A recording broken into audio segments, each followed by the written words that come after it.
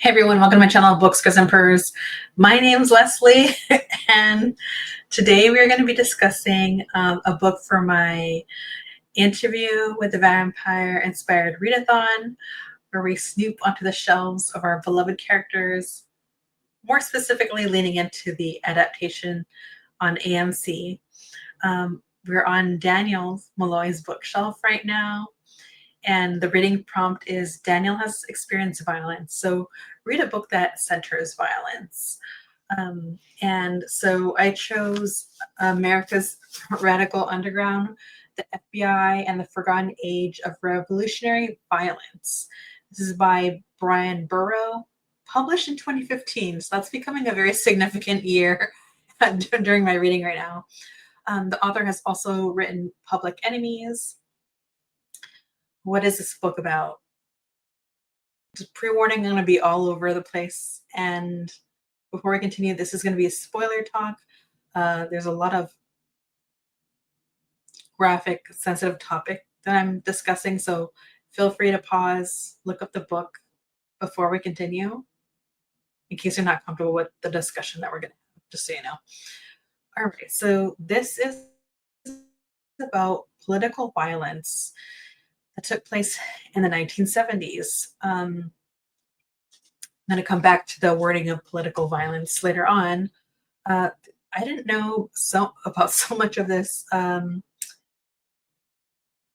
way that the 1970s is framed as far as like politics, actually political protests,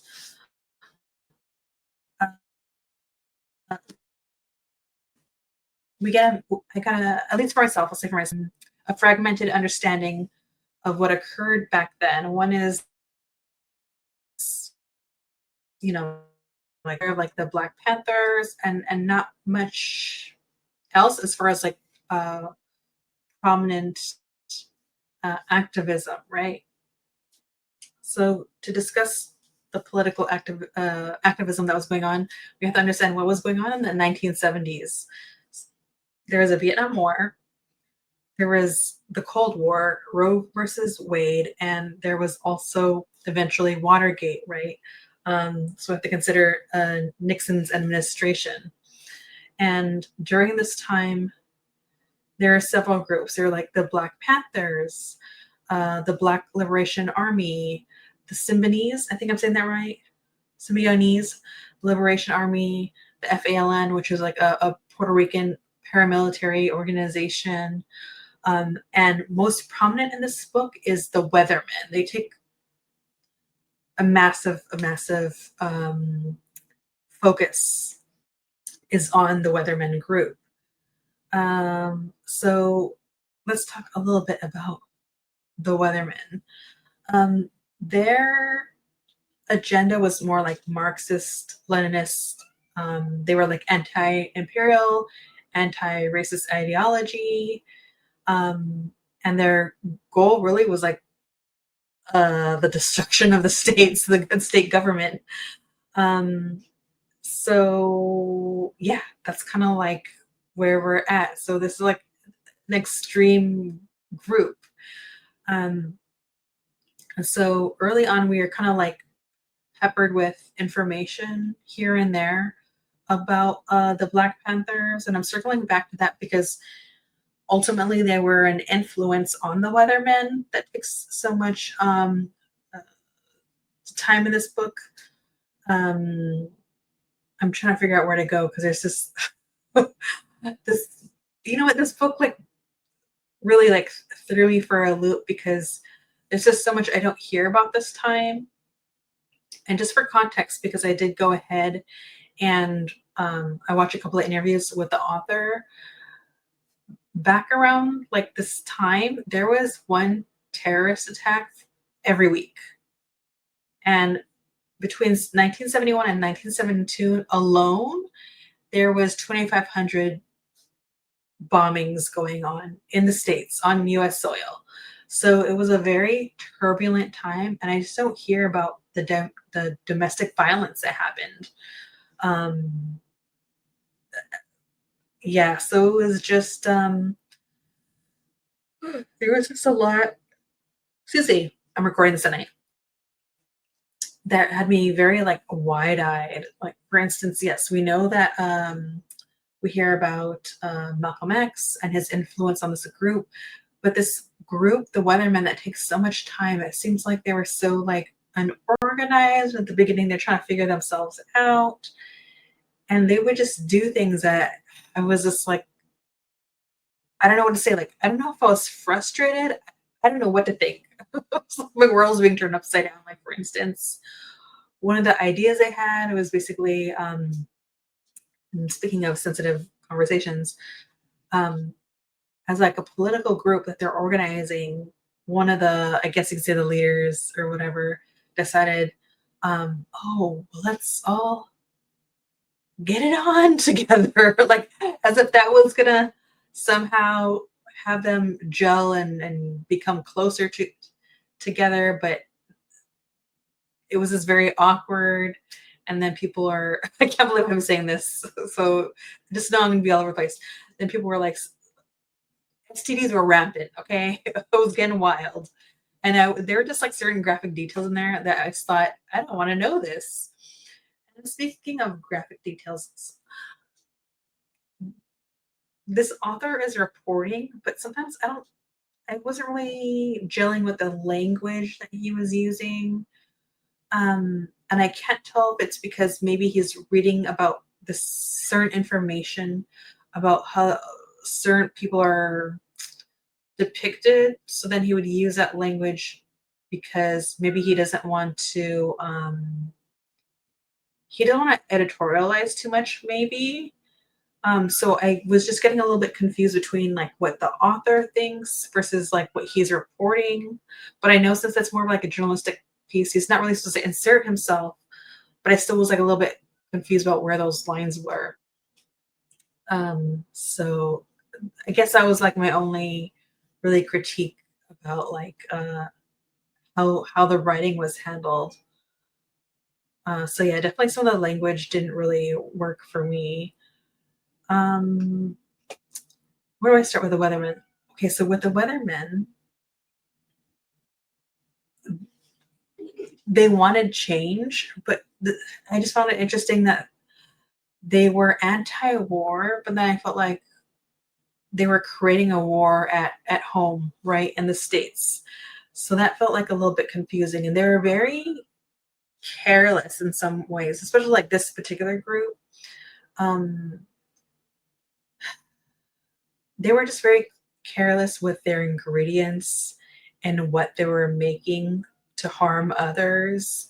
Um, they just had like materials that could really clearly they intended to hurt people, but they weren't very organized. I mean, there was a group, I don't remember if it was a Weatherman because I read about so many different groups in this book, but there's like a group that like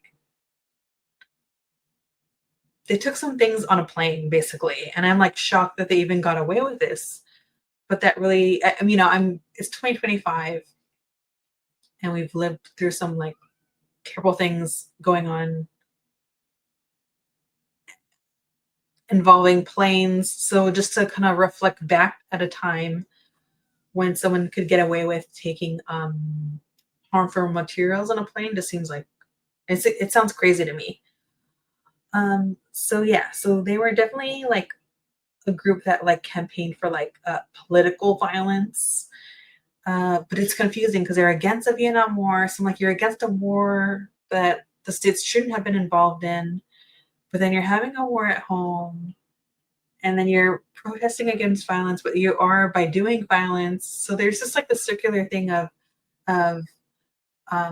seeing this group develop and how even they function within is really violent. They're just certain members of different political groups that would do like I'm trying to figure out how to navigate this on the tube, like non-consensual violence against other people, and then they would interpret doing those acts as like a form of retribution or justice, and it's uh, like yeah, like grassroots justice, which is like terrible.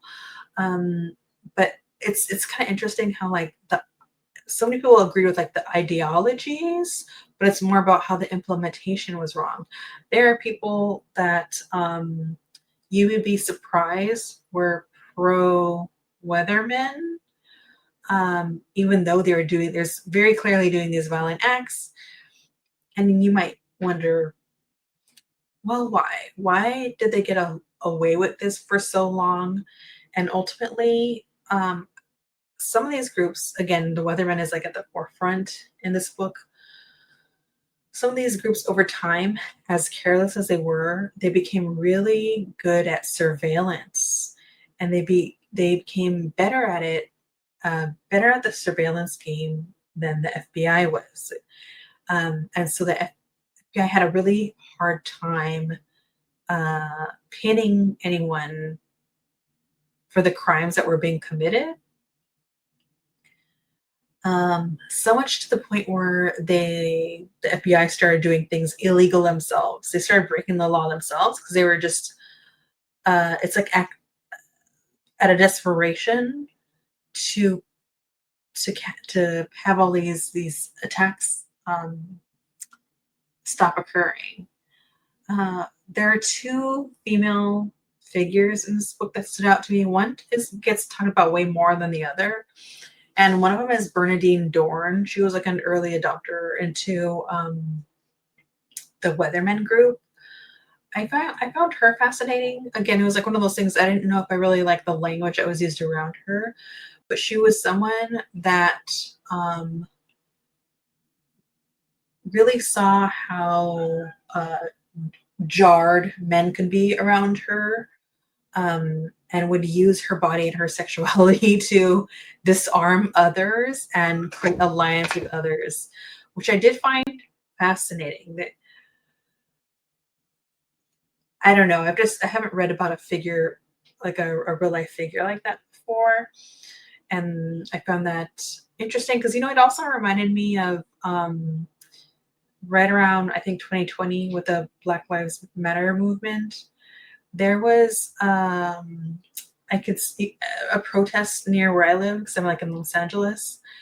And there was an incident where if I could find an article on it, I'll add it in the description. There's a moment where the officers were on their riot gear and everything, and tensions were rising at the time. There was a woman that literally just took off her clothes and did yoga poses, and the officers dispersed. It's like they could not handle a woman being naked. It was so crazy. And I think I could have sworn it happened here in LA, but I'll add an article in case I'm incorrect. It was a wild time over here. Okay. So those really stuck out to me because although all these like different political groups are here in the States, finding out that it just rose to a fever pitch to where the FALN, a Puerto Rican group, became on the rise. It really shows how much was being affected in the States. Also another figure, I don't want to forget to mention them. Asada Shakur, I haven't heard of her. I have, but very recently, and I don't know enough. I haven't read her books. She has books as well, so maybe I'll read about her more. She just passed away. I want to say in September, and she was in. She fled to Cuba, which happened with a lot of these people because one, the FBI really couldn't pin people, and then the ones that they do, surprisingly enough, by the end of the book, they end up getting their sentences commuted for some of these people, and that sounds insane to me. I don't know where to fall, where I fall in this whole thing of also talking about the prison system. That's really a terrible system, but then being aware of people doing such violent actions and getting their sentences commuted, it's throwing me for a loop. I'm trying to think about really I think that's also what bothers me is also I'm reading about people that are getting away with things, and because they weren't caught and they weren't gonna, they're not gonna confess to what they did, they had a chance to live, I guess you could say, like a normal life, and step away from the activism. But someone like Asada Shakur had to flee the country. I think I'm bringing that up because I think like racial dynamics are like important to the conversation about who has to take the brunt of consequences and who doesn't. Because it definitely feels like that's pretty clear in this book. Um, I'm trying to think about what else I want to. Okay, you know what I'm going to talk about? There's a woman, Patty Hearst.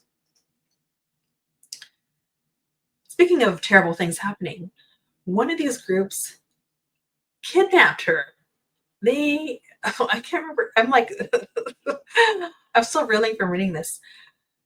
And then it seemed like, I want to say, I don't want to call it, no, I don't want to call it Stockholm Syndrome.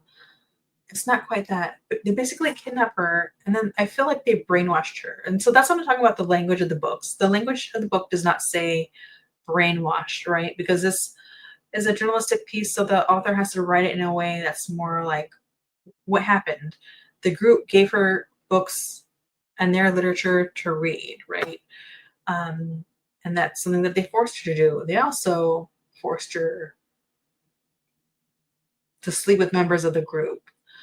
And so eventually she's just been with this group for so long, which I think from what I read, it just seems like she's with them out of fear. But then she seems to really take on their ideology and participate in these violent acts. And so you know what? This makes me spin into other conversations about actually, I don't say this in a way to like absolve her from the things that she does, but I feel like this is such an important example of like when abuse happens, there become like these invisible walls and barriers that get built up mentally. I think that's really important to consider when, I know we're talking about political activism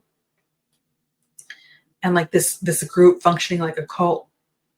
In my opinion, that's another word that the author doesn't really use, but I felt like the group seems like a cult to me.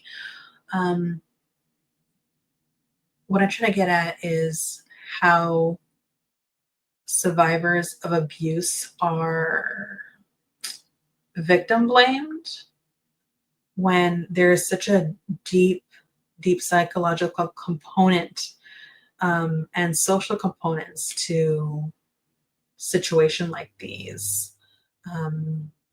If someone has such a deep set fear, they might be out in the open, but they might have it in their brains and in their hearts that they're so scared to get out of line because of consequences, right? So I know my review or my discussion is like all over the place, but there's a lot to consider. So it's interesting that we have women like Bernadine Dorn using her body for like political gain. Then we have Asada Shakur, who makes like such an important figure that black exploitation of the movies of that time really were influenced by her. But then we have someone like Patty Hearst, who is a participant, but also like a victim and a survivor of this group. And that will lead me to kind of circle back to the beginning, because when I heard the beginning of this book, there's a woman that I'm going to bring this up because I have information on them. Her name's Kathy Wilkerson. So she's like a grandmother by the time this book rolls around, I believe. And she's actually looking back at this time like in a very like dreamlike state of like whimsy. That's how I read it, and I think that was frustrating because she is someone that is guilty of participating in this. And then when I heard her story a little bit more, I realized I'm aware, at the very least, of Kathy Wilkerson. So if you're interested, there's a podcast. It was like a short series called Mother Country Radicals, and it's specifically about this woman and this political movement and her culpability in it. So in that podcast, it's actually about, I believe her son is interviewing her, because this is just like a part of her life that he knows nothing about. And so the podcast is about him asking her about what happened, just to shed some light on something that he can't wrap his head around, his mother being involved in. And so that's another interesting component, because it's just interesting that someone comes forward like way later, and there's just very little consequence, although she did serve time. So yeah, I think what I'm getting at is the author writes political violence. That's what he's calling it, what it is very plainly. But now it's 2025, and we'd actually just call this like domestic terrorism, because that's really what it is. And it was happening like once a week. So ultimately, another component of, let's say, like the FBI not really being able to dismantle or catch people on this was because they were just using such like a they were if they actually had to back up how they were getting the information and who is guilty of these crimes, they would have to be telling them on themselves how they got a how they got the information, and that's just not going to hold up in court. It's going to get thrown out, and also get themselves in some really big trouble. And we know about what is it called? I just talked about it earlier. We're aware of like Watergate, so that this a lot of this was like a no-go. So that's why so many people got away with so many things.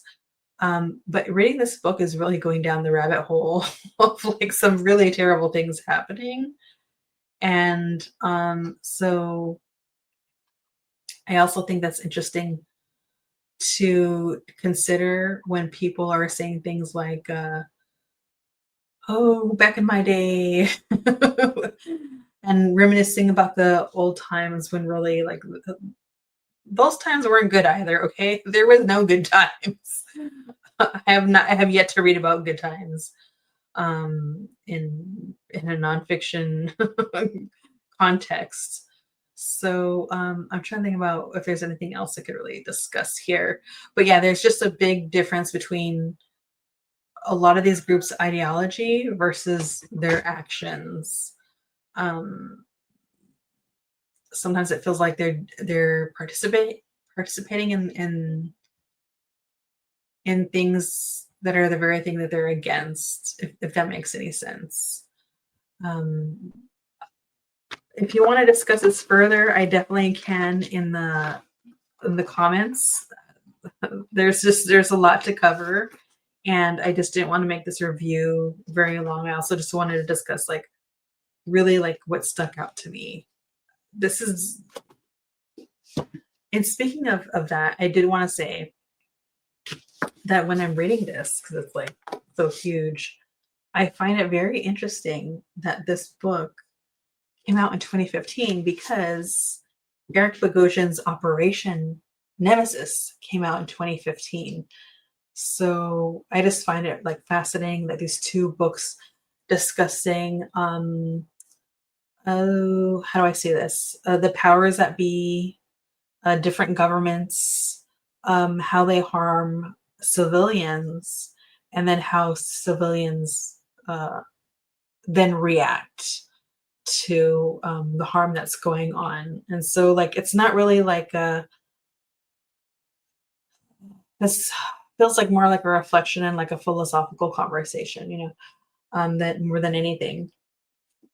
And with that said, there are so many political figures that I learned about that I still don't know a lot about.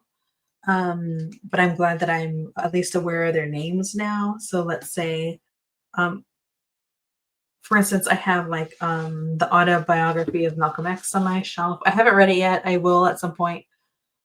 I can't guarantee I'm going to read it next year. It might be in 2027, but we'll see how things pan out with my readathon. Um,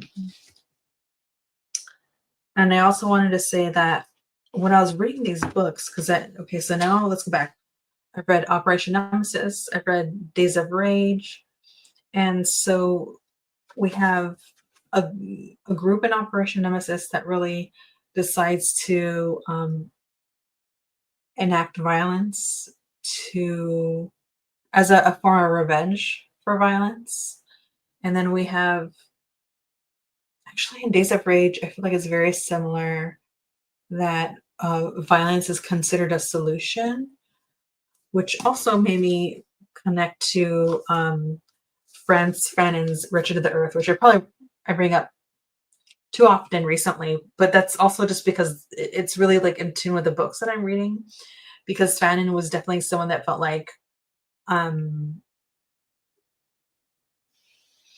within a imperialist, how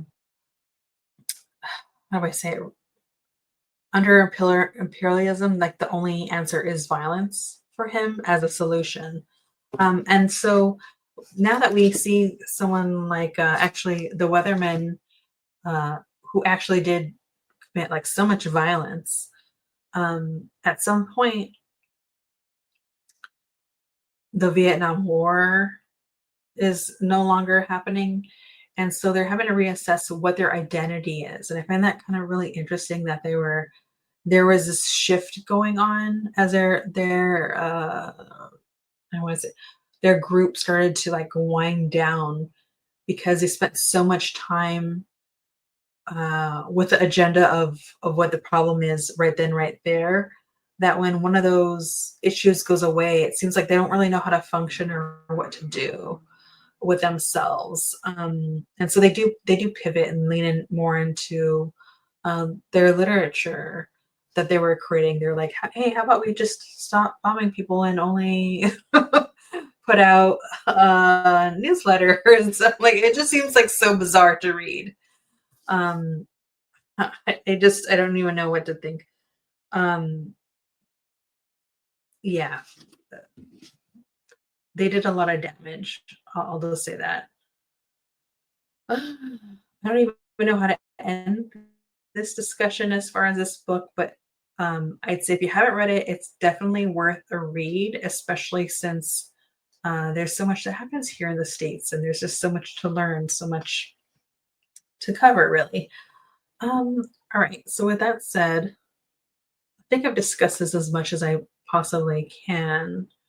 Um, so we will move on to the 3 questions I have for my readathon. That just ties it all together. So the first question is, why does this character have this book on their shelf? Um, to answer that, I'm going to bring up a little bit of the language that stuck out to me. One is in season 2, episode 5 at Amy the Vampire, when we go back to the 70s with Daniel, he mentions to Louis while they're looking at his coffin, and Louis explains what he does in his coffin. Uh, Daniel says, "Oh yeah, I'm cool with it. Like I'm into countercultures." I haven't really heard that phrase before, and I heard countercultures used quite a bit early on in this book. And so I'm finding the connection between the time period, which connects to the time period of this book, and the language that Daniel Malloy is using in the show. Additionally, I don't know what it's in season 2. I don't know which episode. It's kind of early on, maybe like the first or second episode. You know what? It's the second episode. It's the second episode.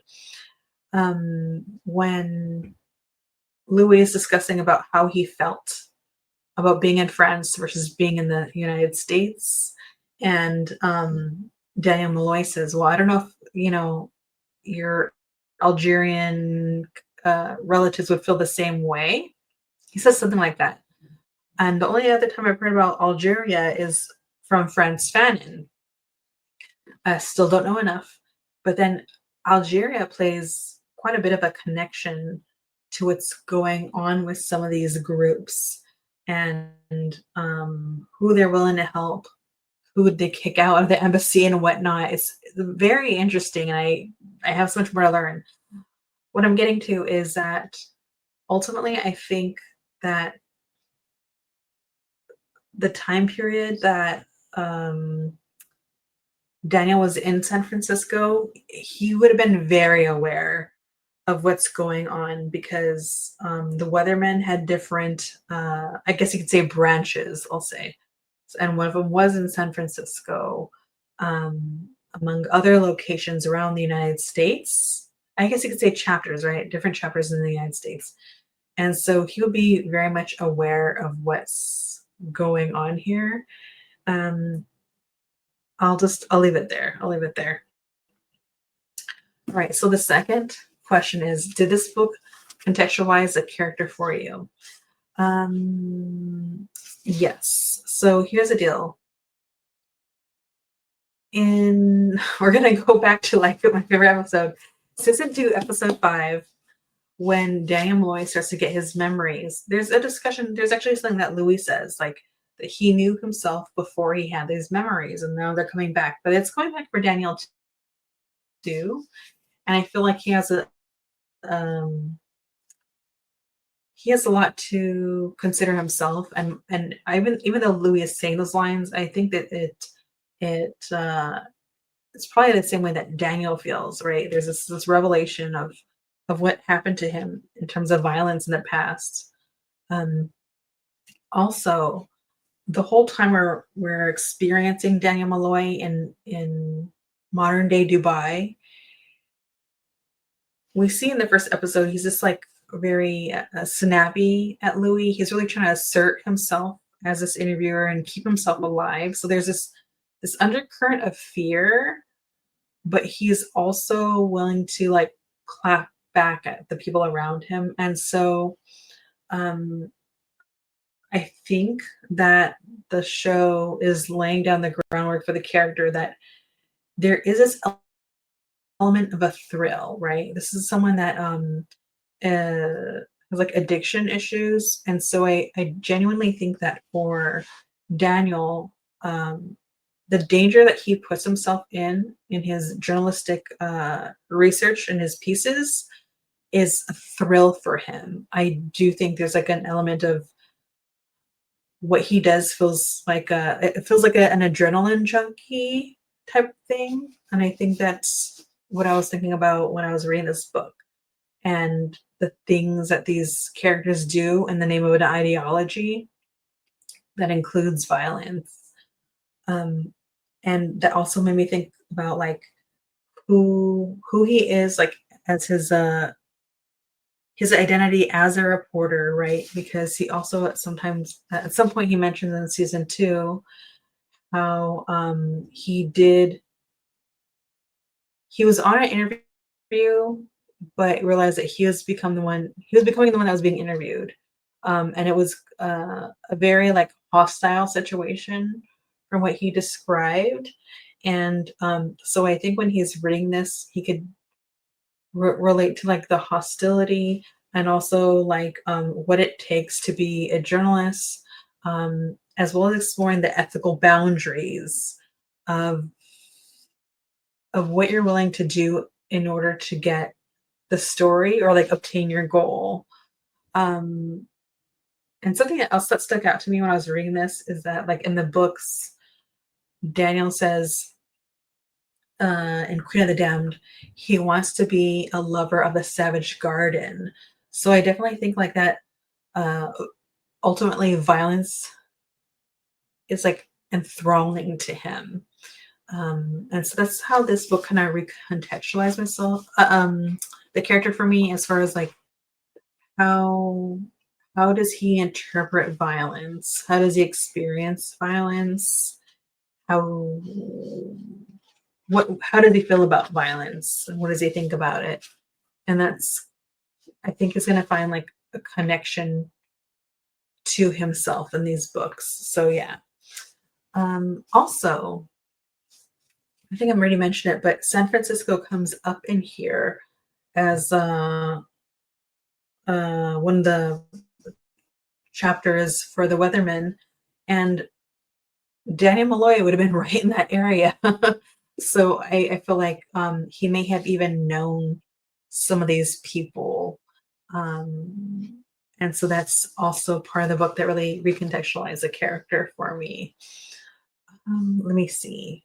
Okay, so I'm trying to think. I feel like I'm gonna forget something, but I'll have to let it go. I'm gonna go ahead and move on to the last question, which is what book would you recommend to Daniel? Keep in mind, all these questions, feel free to answer them yourself if you happen to read a different book than I did for the prompt. I would recommend Boogie White the Youngo's Wrestling with the Devil.